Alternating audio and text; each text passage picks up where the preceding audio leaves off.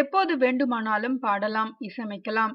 ஆனால் ஹீரோயினியாக நடிக்க முடியாது என்று நடிகர் ஸ்ருதி ஹாசன் தெரிவித்துள்ளார். ஸ்ருதி ஹாசன் தமிழ், தெலுங்கு, இந்தி ஆகிய 3 மொழி படங்களில் நடித்து வருகிறார். அவர் தற்போது சிம்புதேவன் இயக்கத்தில் விஜயுடன் சேர்ந்து புலி படத்தில் நடித்து வருகிறார். ஸ்ருதி நடிப்பதோடு மட்டுமல்லாமல் பாட்டும் பாடி வருகிறார்.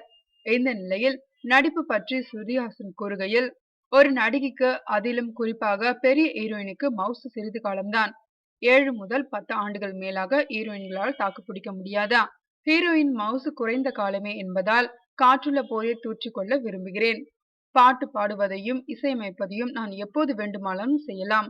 ஆனால் நடிப்பு அப்படி இல்லை என்று கூறியுள்ளார் ஸ்ருதிஹாசன். ஸ்ருதிஹாசன் பாட்டு பாடுவதுடன் இசையமைப்பதிலும் ஆர்வம் உள்ளவர்.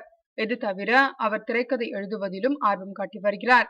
அதனால் திரைக்கதை எழுத உதவும் அப்ளிகேஷனை அப்பா கமல்ஹாசன் ஸ்ருதிக்கு பிறந்தநாள் பரிசாக அளித்தார் என்பது குறிப்பிடத்தக்கது.